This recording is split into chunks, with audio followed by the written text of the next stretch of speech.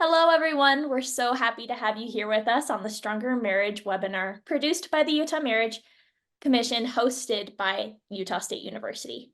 I'm Alexis Alcott, the UMC Program Coordinator, and we're excited to have you join us today. In today's webinar, we're excited to be joined by Clarissa Mace. Clarissa has been a marriage and family therapist for 6 years. She currently owns a private practice that serves in Utah County, Utah.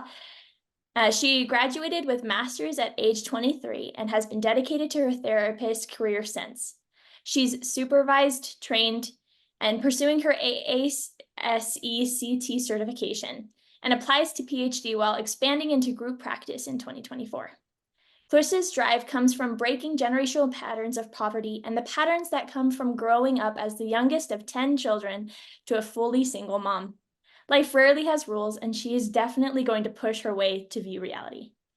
In the therapy room, she's empathetic, unbiased, direct, personable, and easy to laugh. In the webinar today, she will show that every marriage has patterns that emerge in communication and conflict. By understanding the counterintuitive nature of certain behaviors and emotions, you'll be able to navigate conflict in a more productive way and be able to connect with your partner on a deeper level.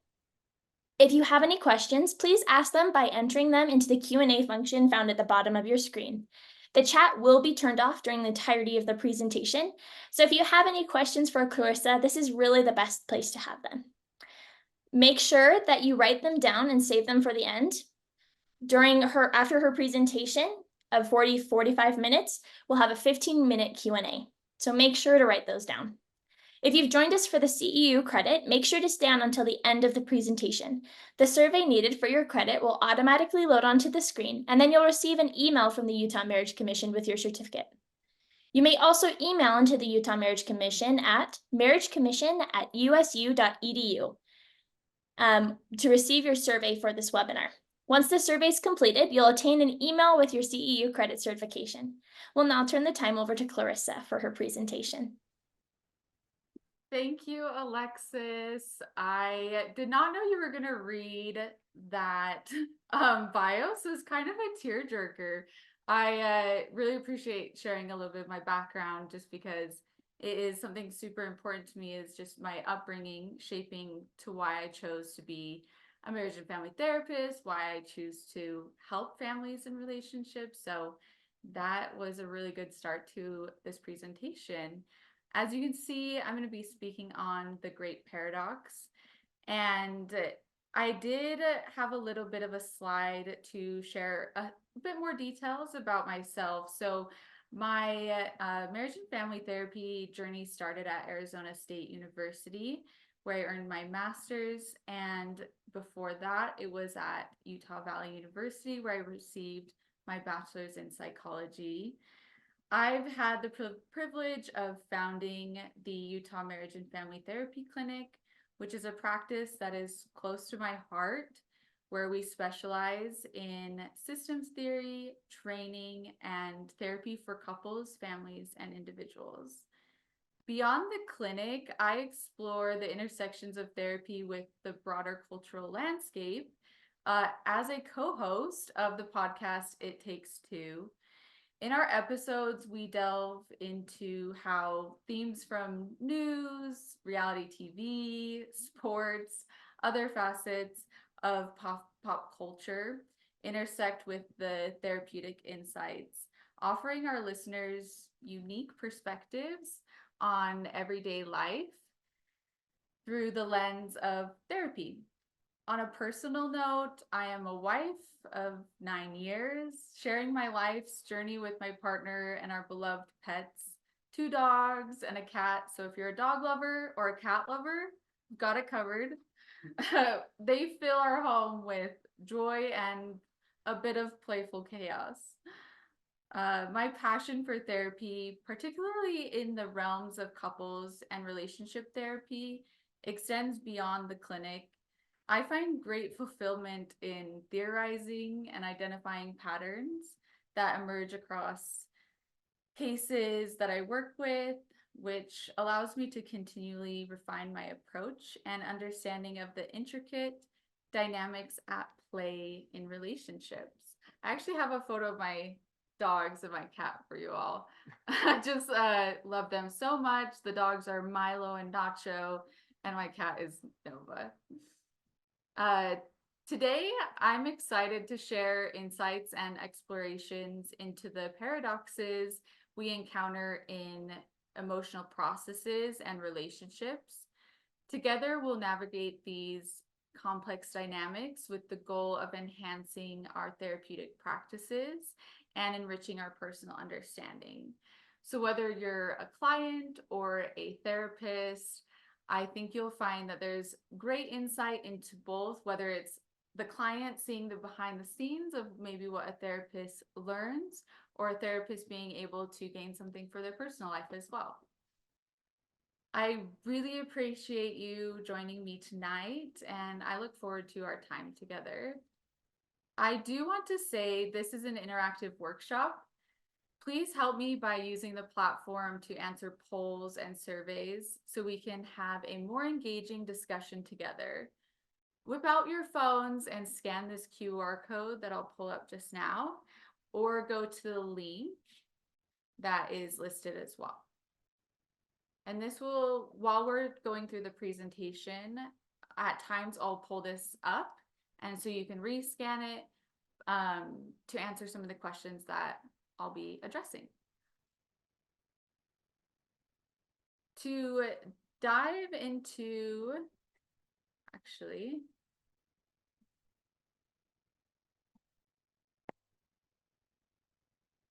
there we go.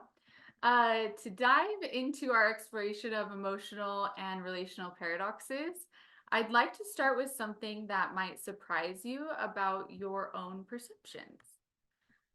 Think of a time when experiencing a difficult emotion led to unexpected personal growth or a deeper understanding of yourself. Which of the following emotions was involved in this experience? Using the polling platform, select all that apply.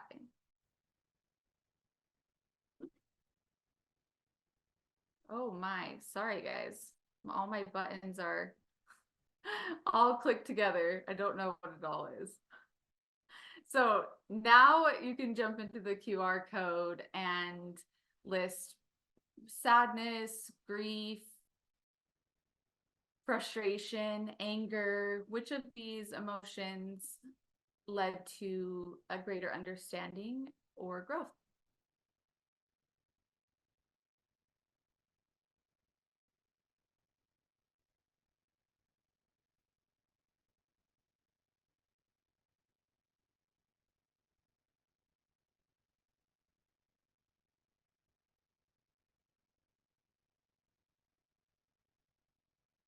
Okay, so we've got some coming in. There's frustration, commitment, pain, depression.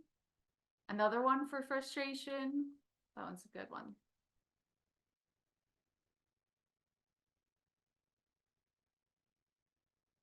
Loneliness, anxiety, frustration, more another for loneliness, anger.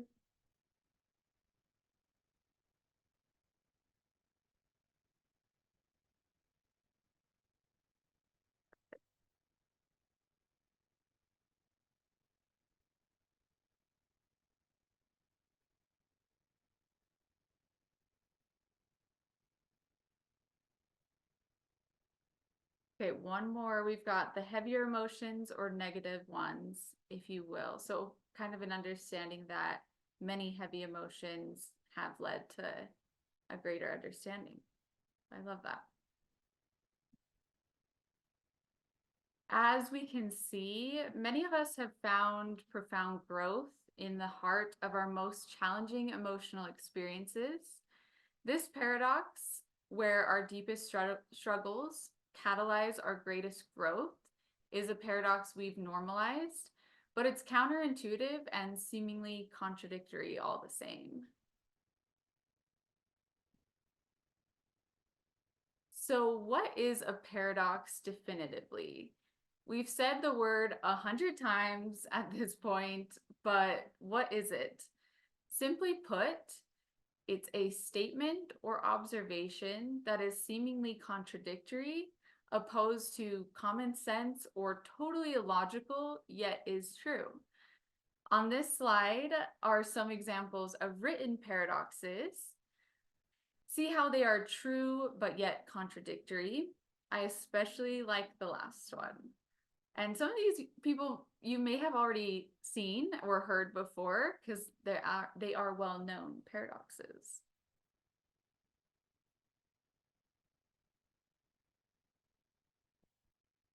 Here are the fun ones. These are visual paradoxes. Shouldn't be able to exist, yet we perceive them in spite of their contradiction. When you follow a line, it should end, but it doesn't, or the shape changes.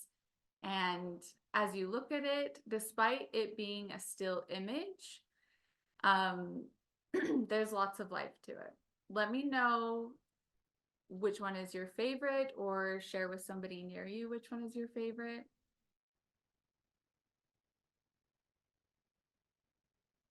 Hey, Clarissa, really quick, can I ask you a Yeah, question? totally. Could you go to the Q&A function and send the link from that's used for the Canva live and send it to everybody? There's a couple of people who couldn't scan the QR code and want to participate in it. Totally. So I'll just write that down really quick. yeah, that would be great because I can't copy and paste that, but it's canva.live and then there's a code that you'll submit and Alexis will help us out.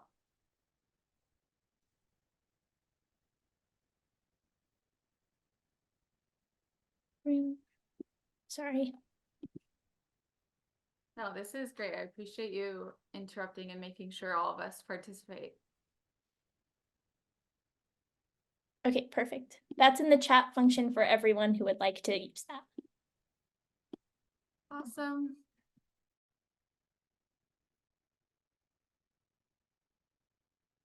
Right.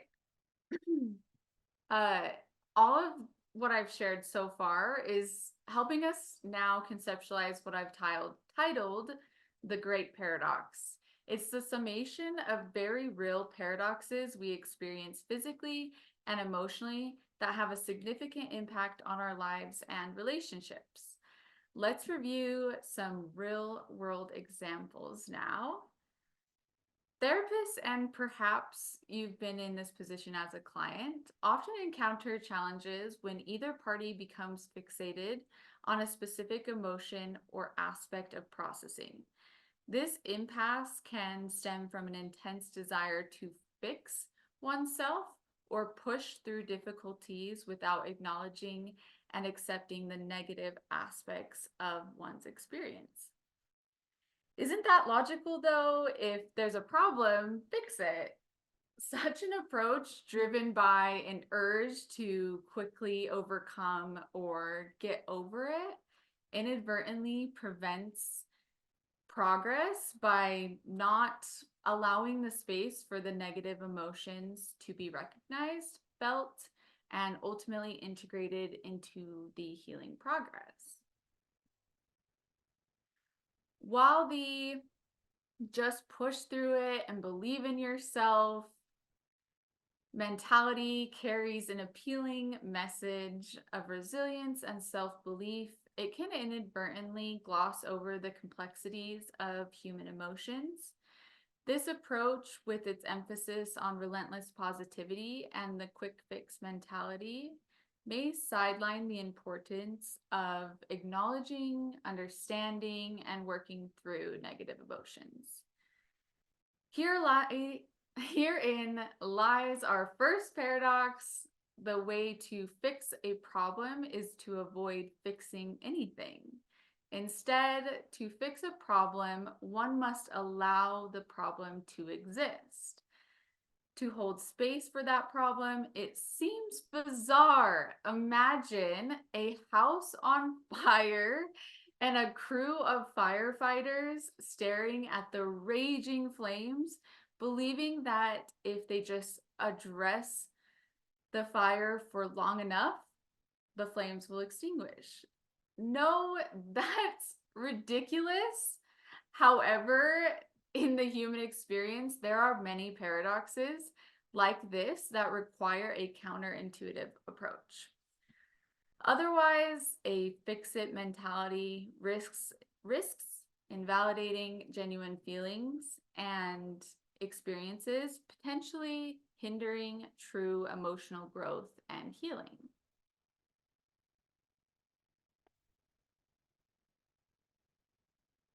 Embracing emotions, including those negative or uncomfortable, offers a more nuanced pathway to resilience, fostering a deeper, more authentic form of personal development and emotional well-being. By fully engaging with our emotional landscapes rather than bypassing it, we open ourselves to a richer, more integrative process of healing and self-discovery. A litany of research, publications, and books written by people much smarter than me validate how effective this approach is. This is one of the approaches to the power of navigating emotional paradoxes in therapy, to resist the reactive fix-it approach and instead to embrace emotions and discomfort surrounding the presenting issue. Now, I want to hear from you right now. What are the most common fix-it situations you've seen that are made worse by trying to fix it? Maybe you've experienced this in your own life or relationships. Maybe you, as a therapist, might have the tendency to jump in to fix-it mode when a client presents a certain type of challenge. Let me know in the poll. While you do that, I want to share one of my favorite quotes from Stutz. So I'll pull up both.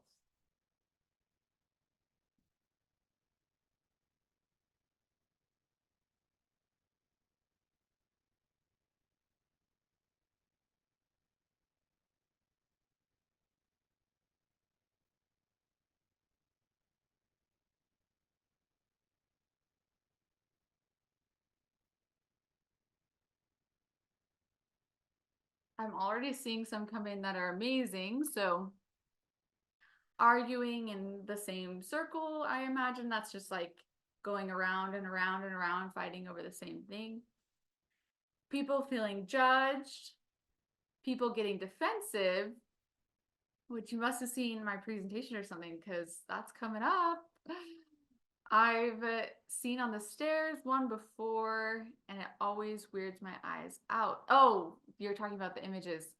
Perfect. You guys shared some of your favorite images. I actually really like that. Thanks for this participation.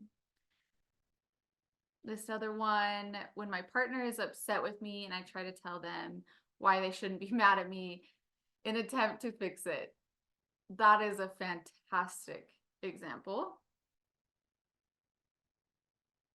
The same circle, sometimes defensing. Awesome. These are really, really good.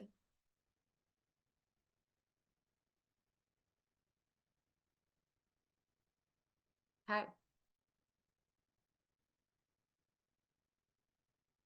One of the reasons why I love this Stutz quote is it is a paradox in its own. If you've watched the movie, Stutz is talking about how in anybody's ideal life, there's pain, uncertainty, and constant work, which is a paradox in the sense that if it's your ideal life, it should be beautiful, amazing, wonderful, but it still has pain, uncertainty, and constant work.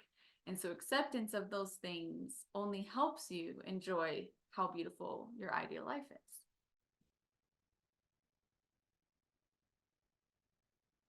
All right, now that we've introduced navigating emotional paradox, let's transition into fostering resilience through acceptance of contradictory emotions. Let's review a few examples of what you can do to navigate your emotions or a client's emotions.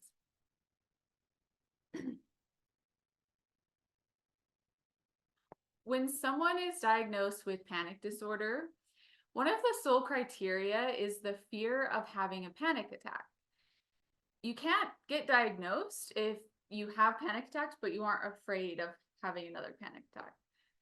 The trigger to a panic attack is often the sensations and feelings in your body that feel like a panic attack. So think heart racing, increased breathing, like faster paced breathing, which then escalates to believing you could have a panic attack because of XYZ symptom. Then you become increasingly anxious and distressed about the panic attack. Because they are validly so uncomfortable, you push away the panic attack and attempt to remedy it by what is known as neutralizing behaviors. These are behaviors attempting to remove the feelings, so avoiding certain activities or triggers, reassurance seeking, body checking, a certain routine that maybe you believe would avoid a panic attack, etc. However, because you engage in your neutralizing behaviors, you confirm the perceived threat of the panic attack, which leads your mind to believe that indeed that heart racing symptom was going to be a panic attack, and panic attacks are bad. This is a paradox because the desired behavior is to not have a panic attack, but the attempts to neutralize the feelings create a cycle of more panic attacks. It is a self-reinforcing yet self-defeating cycle. Let's look at another example. Processing grief is inherently paradoxical in nature. It embodies a profound emotional journey that often defies logical expectations and linear pathways. This paradox of grief can be understood through several interrelated aspects that highlight the counterintuitive and complex ways in which individuals navigate loss. One of the most striking paradoxes of grief is the idea that one must fully feel and embrace the pain of the loss in order to heal. Avoiding or suppressing grief can prolong and complicate the healing process. This contrasts with the instinctual desire to avoid pain, leading to the counterintuitive realization that the path to relief from the grief actually involves moving through the heart of it. Grief involves the paradox of finding ways to maintain a connection with the deceased while acknowledging and accepting their absence. This ongoing relationship can manifest through memories, rituals, or conversations about the loved one. The paradox lies in the comfort and sense of presence these bonds provide amidst the pain and physical absence, challenging the notion that moving on requires letting go completely. The experience of grief exposes one's most profound vulnerabilities, yet it is through this vulnerability that many find unexpected strength and resilience. The paradox here is that the depth of one's sorrow can reveal capacities for growth, adaptation, and profound understanding that were previously unrecognized. Its challenges it challenges the idea that strength is the absence of weakness, showing instead that embracing vulnerability can be a source of profound personal development. Grief is a universal human experience. However, the way it is experienced and processed is deeply personal and unique. This paradox highlights the commonality of loss across human experiences, while also respecting the individualized nature of grief that defies one-size-fits-all solutions. It reflects the complexity of human emotions and the varied paths towards healing. Understanding these paradoxes can provide comfort and validation to those who are grieving, affirming that their experiences, though seemingly contradictory, are a natural part of the grieving process. It underscores the importance of allowing oneself to grieve in a manner that feels right, acknowledging that healing involves embracing these paradoxes rather than seeking to resolve or eliminate them. In essence, the paradoxes of grief illuminate the intricate, non-linear, deeply personal nature of mourning and healing. They remind us that through acknowledging and working within these paradoxes, individuals can find a path through grief that honors their loss and facilitates healing. Binaries are paradoxically antithetical to the Great Paradox and simultaneously integral to the Great Paradox. It's absurd allowing both to exist. Our human capacity to allow both grief and healing can occur simultaneously, not exclusively. Whenever we review emotional and relational paradoxes, you'll see that either both binaries and a gray area exists, or that no binaries exist at all, and it's a compilation of complex emotions and experiences. So we've talked a lot of theory and concepts, so let's talk application. Self-soothing techniques are strategies designed to calm and regulate one's emotional state, helping individuals cope with stress, anxiety, emotional distress, or overwhelming situations. These techniques typically engage one or more five senses: sight, sound, touch, taste, and smell, to elicit a relaxation response, grounding the individual in the present moment and reducing the intensity of their emotional experience. The goal is to foster a sense of safety and calmness, enabling the individual to manage and move through their emotions more effectively.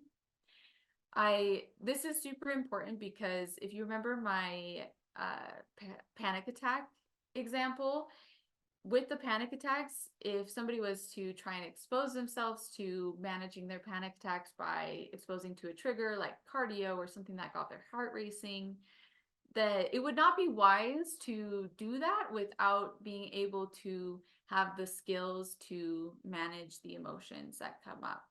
And it is just very important. So I have a 5-step process you can follow or that you can provide to your clients. First, identify the need. Recognize when you are feeling stressed, anxious, or emotionally overwhelmed. This is the first step in deciding to engage in a self-soothing activity. Second, choosing a technique. Select a self-soothing technique that resonates with you and is appropriate for the situation. This might involve experimenting with different strategies to find what works best for you. Consider what senses you might find most calming, whether it's listening to music, engaging in deep breathing exercises, or smelling a favorite scent. Third, practice mindfully. Engage in the chosen technique mindfully, focusing your attention fully on the activity and the sensory experience it provides. For example, if you're using deep breathing, concentrate on the rhythm of your breath and the sensations of the air moving in and out of your body. A really good one is wow, my mind just blanked. Is it the 4-8-6? Wow. But choosing a number and counting the same number of breath in, holding it for the same number, and then exhaling. Fourth, observe the effect. Notice any changes in your emotional state as you use the technique. It may help to rate your level of distress before and after to gauge the effectiveness of the method for the future reference. Fifth, integrate regularly. Incorporate self-soothing techniques into your daily routine, not just in the moment of high stress. Regular practice can improve your overall ability to regulate emotions and enhance resilience to stress. Self-soothing techniques are versatile and can be adapted to different environments and needs. They are a key component of emotional self-care and can be particularly beneficial for individuals working on emotional regulation or those experiencing high levels of stress. By learning and practicing these techniques, you can develop a valuable set of tools to help navigate emotional challenges more effectively. Now, I want to invite you to share some of the techniques or resources you know of that can help individuals experiencing life challenges. We have so much to gain from learning from each other. And so I invite you to put it in the chat. And if you have techniques, books, recommendations, therapy models, or other thoughts you might have.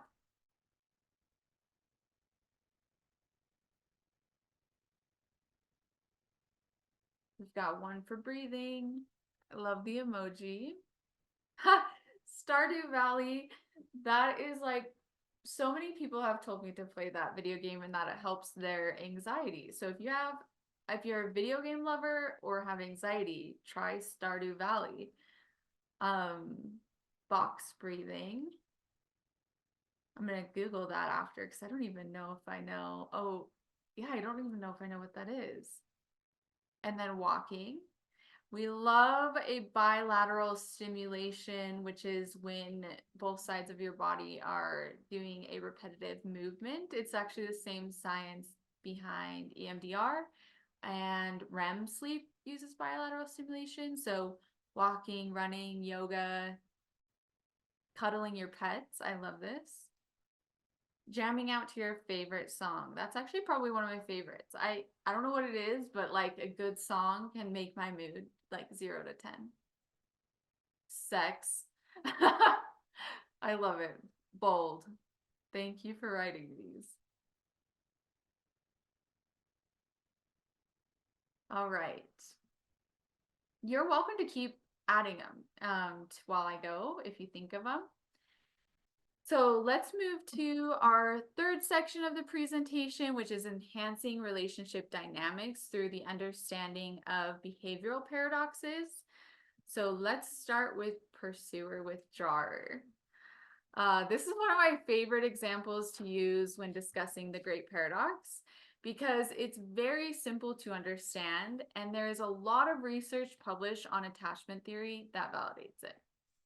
The pursuer-withdrawer pattern in relationships is easy to see as a paradox due to its self-reinforcing yet self-defeating cycle. Here I go using that sentence again. If you need to like write that down somewhere or memorize it, that would be awesome. But it's self-reinforcing yet self-defeating cycle. This is for the pursuer-withdrawer in an interaction between two partners. This paradox lies in how each partner's behavior, while aimed at fulfilling a basic need or desire, inadvertently perpetuates the very same conditions they wish to change. Here's a paradox closer look at the dynamics. Sorry, I got my words all mixed up. Here we go. In many relationships, one partner becomes the pursuer, seeking more closeness, communication, and reassurance, while the other becomes the withdrawer, seeking more space, independence, or solitude. This dynamic can be observed in various contexts, from emotional and physical intimacy to conflict resolution and day-to-day interactions. Pursuers often increase their efforts to seek connection, communication, and intimacy from their partner, When they feel neglected, anxious, or insecure, they ramp those up. The paradox lies in the fact that their intensified seeking behaviors, such as asking for reassurance, demanding attention, or initiating conversations about the relationship, often leads the withdrawer to pull away even further. The pursuer's attempts to create closeness and security, thus paradoxically, result in increased distance and tension. Withdrawers, on the other hand, often attempt to maintain or restore a sense of autonomy, peace, or stability by distancing themselves from what they perceive as demands, criticisms, emotional overwhelm. This withdrawal behavior is intended to de-escalate conflict and reduce pressure. However, it paradoxically heightens the pursuer's anxiety and sense of abandonment, leading to even more pursuing behavior. Thus, the withdrawer's efforts to create a calm and stable environment inadvertently produce more conflict and instability. The paradoxical nature of pursuer-withdrawer pattern creates a self-reinforcing cycle. Each partner's attempt to achieve their desired outcome, connection for the pursuer, peace for the withdrawer, through their instinctive strategies only serve to perpetuate and intensify the pattern.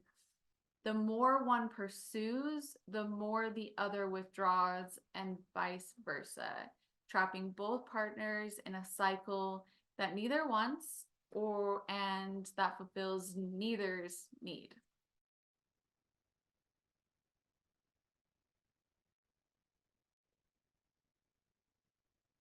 Understanding the paradoxical dynamics of the pursuer-withdrawer pattern is the first step towards breaking the cycle.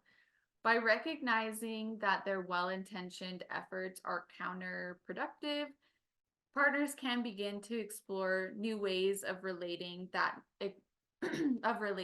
acknowledge and respect each other's needs for both closeness and independence. Therapy and communication strategies can help partners step out of their entrenched roles, fostering a more balanced and fulfilling relationship dynamic. And also don't forget our self-soothing techniques, because that could also really help if you're in a moment of feeling the anxiety as a pursuer or the overwhelm as a withdrawer, to help regulate yourself. Let's look at some practical examples and some actionable ways a couple might break the cycle. The paradox of defensiveness in relationship or in relational conflicts captures a common counterintuitive dynamic. Many individuals resort to defensiveness as a protective mechanism, believing it will safeguard their self-esteem, rectify misunderstandings, or assert their perspective. However, this instinctive reaction often leads to the opposite of the desired outcome, exacerbating the conflict and disconnecting partners further.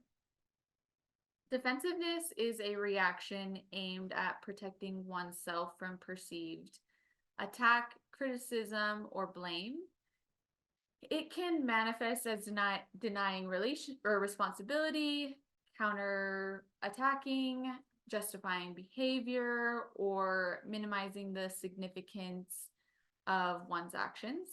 While the defensive partner might believe this approach will clarify their intentions or diminish their fault, it typically signals to the other partner that their feelings and perspectives are neither understood nor respected.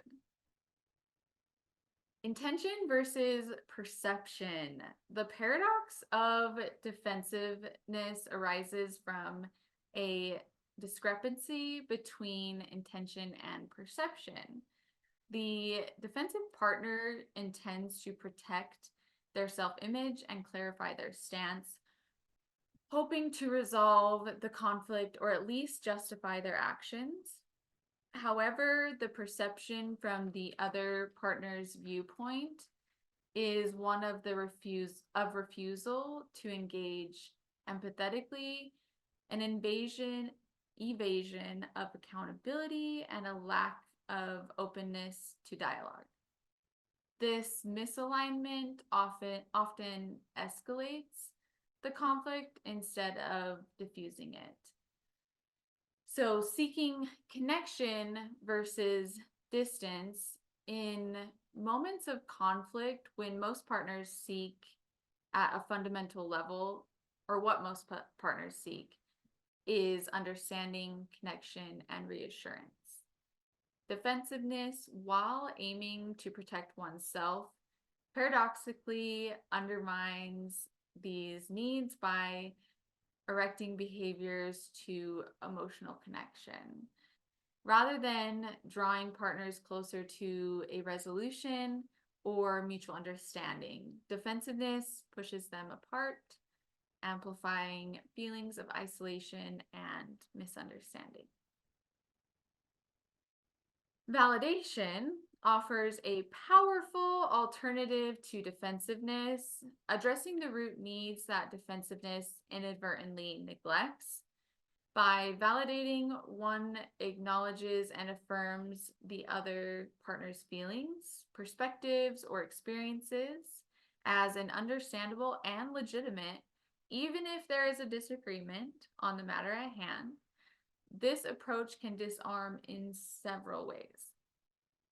It fosters emotional safety. Validation communicates respect and empathy. It creating a safe space for open and honest dialogue.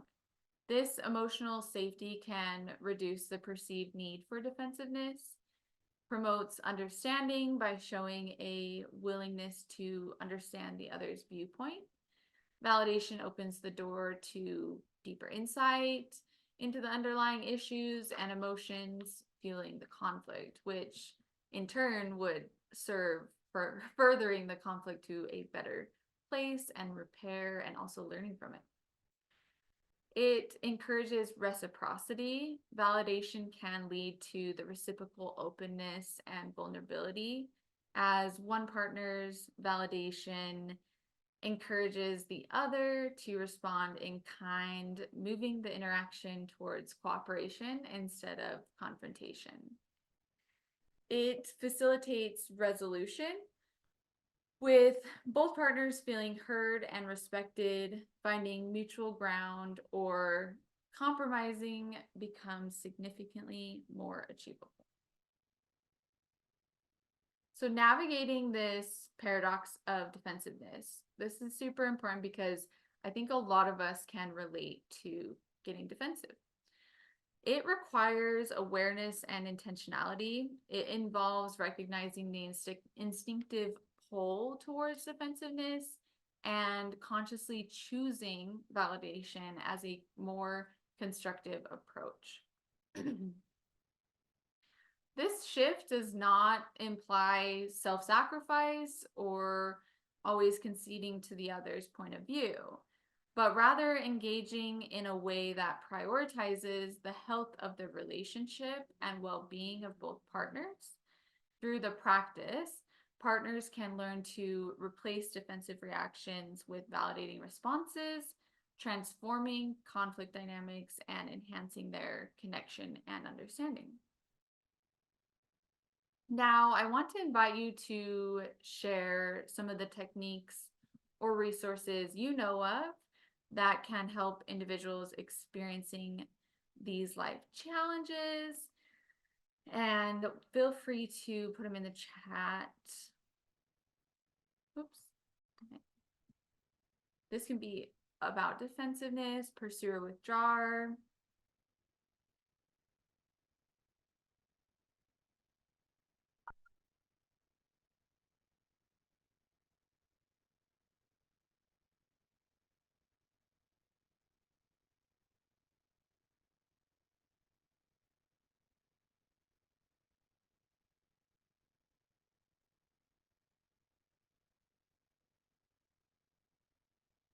I've found that de-escalating is key. Can't make progress with emotions high. I love that. If somebody wants to build on that, we can also talk about what ways somebody might de-escalate a conflict.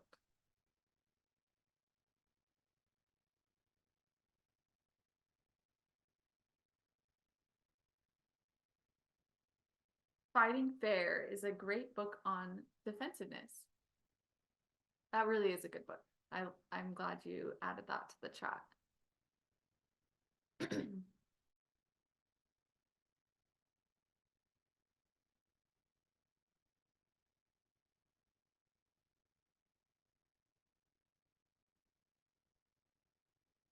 I think something that counseling, love this. I was gonna add to the de-escalating and fighting fair. I think along the same lines, ground rules. So like coming up with some ground rules as a couple to have a good conflict. So that could look like timeouts as necessary. You set a time and you come back to it. You always come back to it, or managing your tone.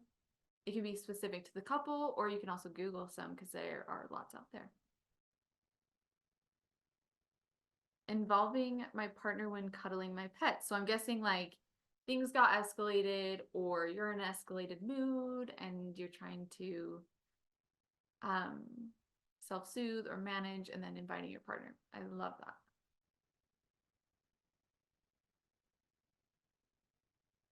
Teaching clients how to repair after a fight to prevent further defensiveness.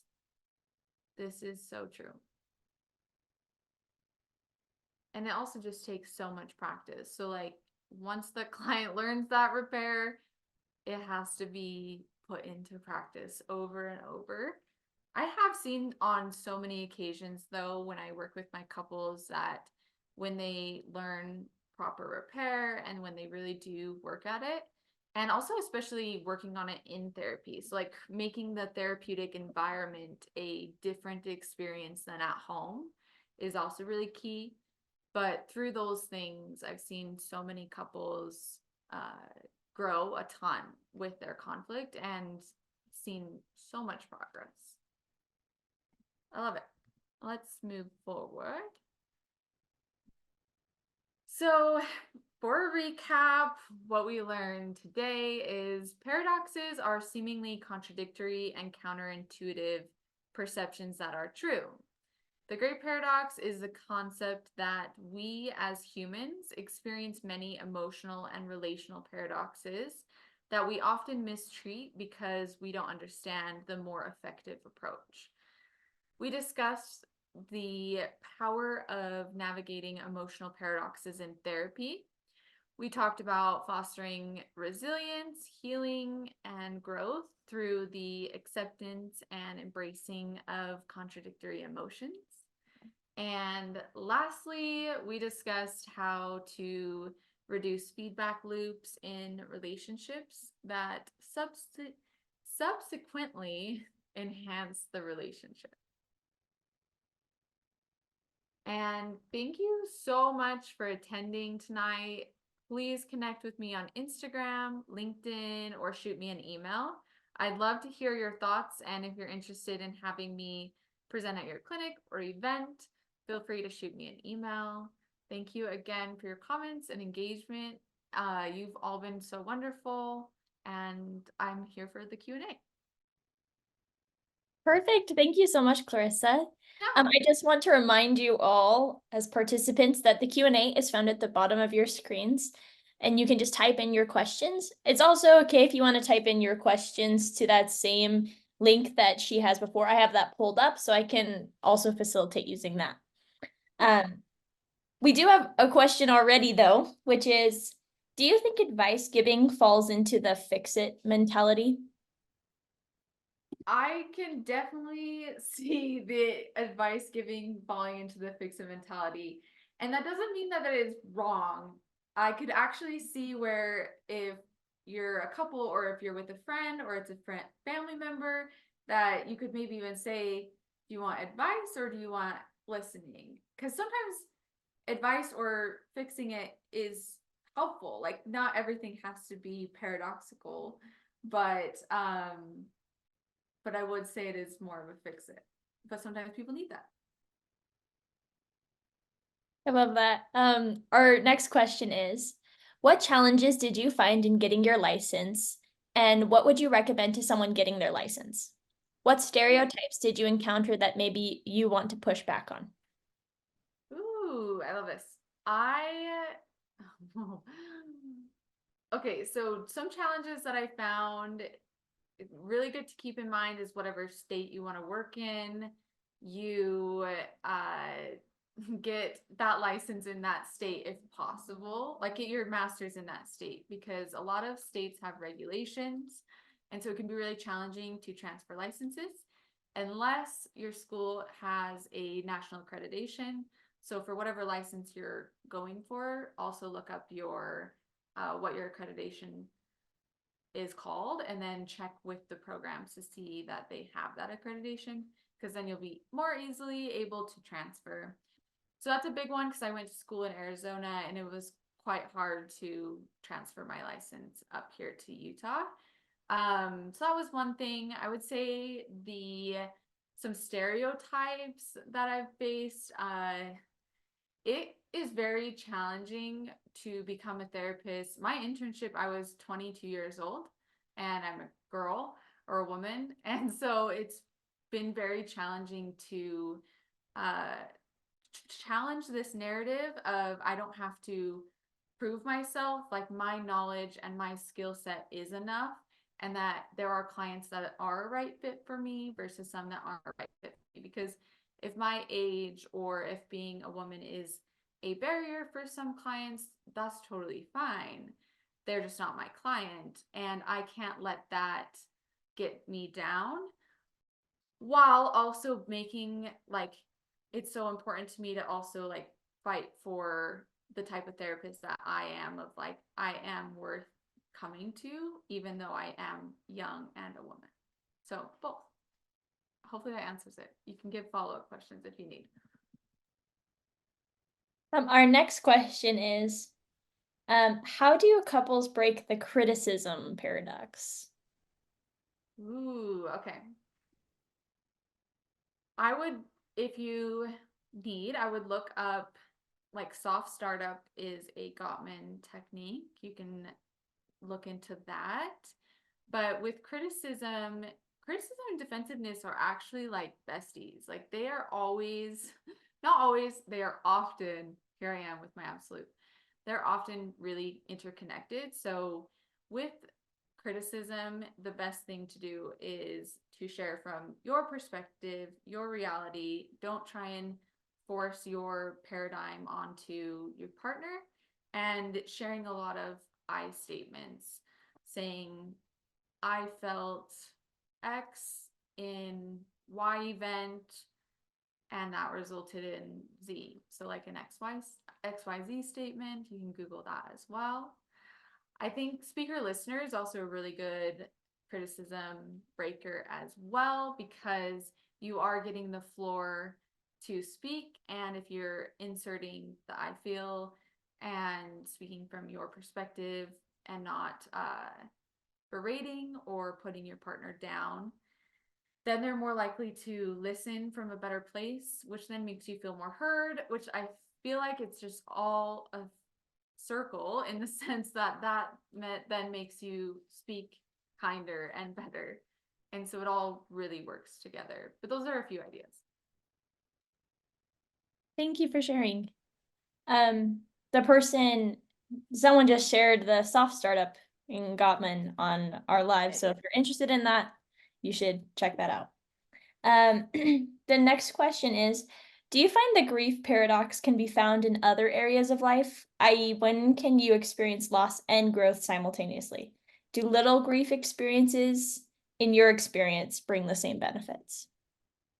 Ooh, interesting.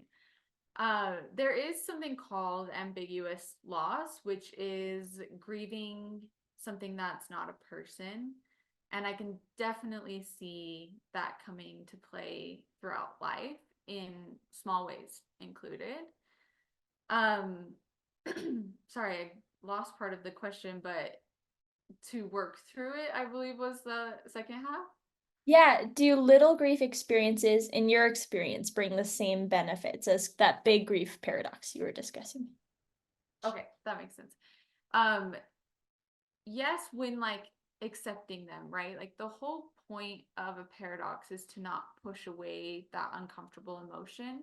So if you're noticing like small grief moments in life, if you're giving the proper space to process those feelings and not push them away or avoid them, then I really do think that they can have the benefits, the same type of benefits. And processing emotions, like a really good thing to keep in mind is that I've had so many clients ask, like, what is processing? Like, what do you even mean? And yes, it's like allowing the emotion to exist. And that could be giving space to it through journaling or meditation or those types of things. But the whole goal of processing is that you almost like a stair step, like a set of stairs, you go up a step each time you process. You're supposed to feel slightly better each time. It might not be like drastic, but those are a little bit of like ways you could probably see the benefits of small grief. Our next question is, at what point do you think self-soothing isn't enough and people need more support? For example, therapy or a marital first responder. Ooh, interesting. I could definitely see how self-soothing can also be really hard to achieve. So I actually think this could happen quite frequently and like would be really relatable as well. Uh, self-soothing, sometimes we might not know what really works for us. So I could see that being a point that you might need to pull in extra reinforcements. I could also see where the accountability, or maybe you have thinking errors, like believing um, something like catastrophizing, or if my heart races, then I'll get a panic attack. Like that's the one I use. That's a thinking error. So I could see in a few ways where self-soothing techniques might not be enough. And so you could hire therapy, or you could do something more like a group therapy, like DBT. DBT group therapy would actually be a really good way to learn extra skills if you're needing something like that. And then it's also like a community where you have like accountability too. I love that. Also, in addition to that, we have a podcast episode if you're interested in learning more about marital first responders specifically, and TBD is also mentioned in this podcast, with how to help friends and family with marriage struggles with Bill Doherty. So check that out as well if you're more interested in that. Or you can talk to Clarissa. No, that sounds amazing. I love that. I'm really glad you have those types of things. Thanks. Well, that will close out our Q&A for tonight. Thank you everyone for coming here and showing up and participating. I add to Clarissa as she said that before our Q&A started. And your participation and you coming here is what makes these things work. So thank you so much for taking your time out on a Thursday evening. And also, of course, thank you so much, Clarissa. We do have a quick request, really quick. If you can go back to your slide which had your email and your Instagram. Someone wanted to take a screenshot of it. Yeah, let me pull that up. Perfect. Sorry, I gotta make my window You're big. good. While you're pulling that up, I'll just remind people how they can get their CEUs. If you did attend this webinar for the CEU, please make sure to stay on until the end. The survey needed for your credit will automatically load onto this screen, and then you'll get an email back from the UMC for your survey. Upon completion, you'll get a certification back from us. If for some reason it doesn't load, don't panic. Just email us at marriagecommission@usu.edu, and we'll make sure that you get that survey and forthcoming certification. Thank you so much, everybody. I'll give just a couple seconds to make sure you get that screenshot of this slide. Thank you so much, Clarissa. Thank Have a you. great night. Bye.